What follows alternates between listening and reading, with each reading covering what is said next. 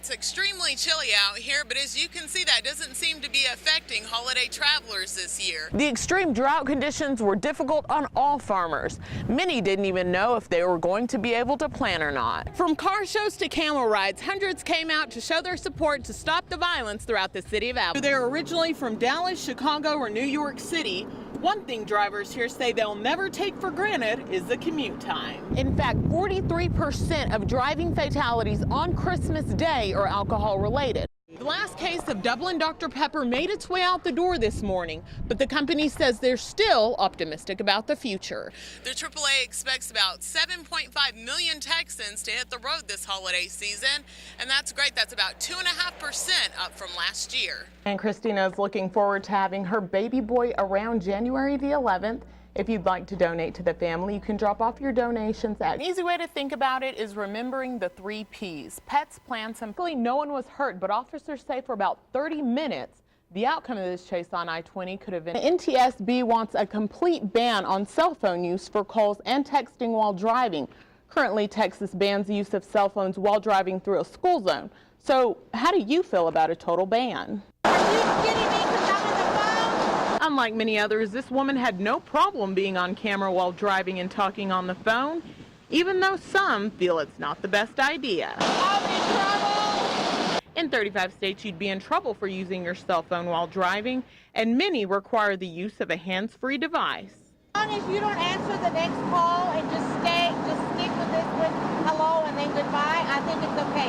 The texting, oh yes, it's very dangerous. Other drivers disagree and say the NTSB has a good idea.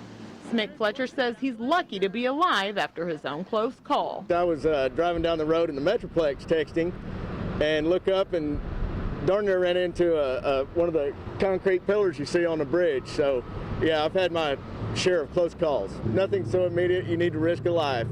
So do it at home and do it before or after you get off the road. They never returned our calls, so we made a trip down to Denton and spoke with one of the associates there. She claims they've been handing out refund checks to all their customers.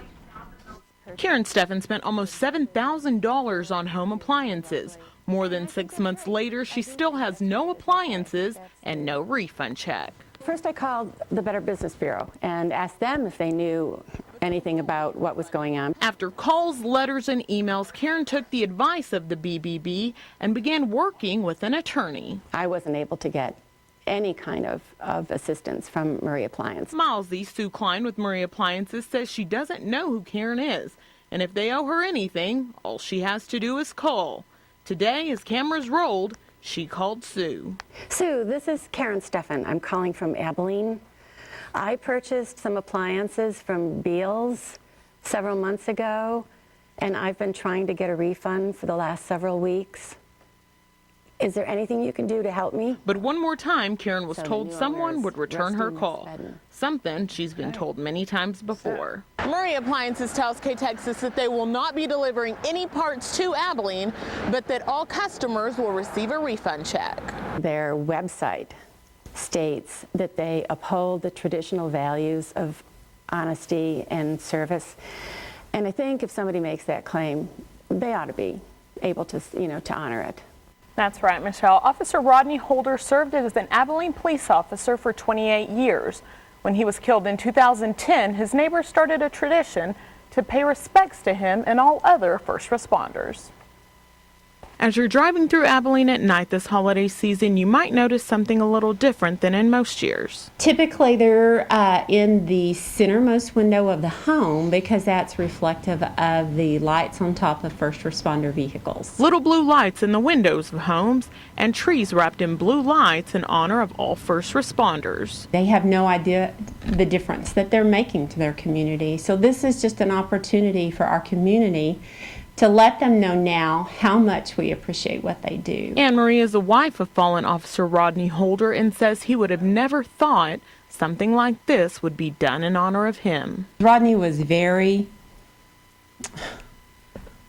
humble. He just did what he did, and he didn't realize, he had no idea the impact he was making on people. After the death of Officer Holder, a neighbor heard about the blue hero lights, and just like that, the neighborhood was glowing bright blue. We appreciate being a part of a community that will be so supportive of the heroes that are on our streets every day. And it's times like these when Rodney's son Kyler knows what an amazing person his dad really was, and not only to him, but to the entire community. It's just amazing, just the impact they had on the city of Abilene. It's not how they died, it's how they lived. And that's what makes the difference. And that applies to all of our first responders. And if you'd like to show your support, you can do it by simply putting a single blue light in a window or wrapping your trees in blue light. Thanks, Britt. An Abilene pastor helped put a man behind bars after he allegedly stole from his church. So he was standing like right here, and our purse was like right here. Pastor Darnell Bailey was working on his Bible study like he does every Wednesday when he noticed a man on his security camera snooping around his secretary's desk. He walks around like this here, looks down the hall, sees no one's there, comes around like this, he stoops down, grabs a wallet like that. By the time I got out, he was down by Family Dollar.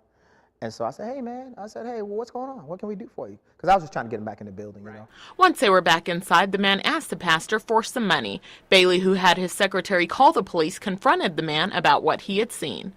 I can't let you leave with the wallet. I'm good and saved, though, you know, so violence is not the way. Police then arrested 27-year-old Timothy Hoffman, who was charged with a misdemeanor. Glad we caught him, and, you know, the Bible says the law's for the lawless. So he broke the law, and so he received the consequences. Pastor Bailey welcomes back Hoffman in his church any day and says forgiving him was one of the first things he did after the police took him away. This particular gentleman, is my belief that it was of necessity that he be caught. Because sometimes unless God confines us to certain elements or certain atmospheres, we'll never change. Prince of Peace Ministries has amped up their security on cells while they wait for their new church to be built on Maple.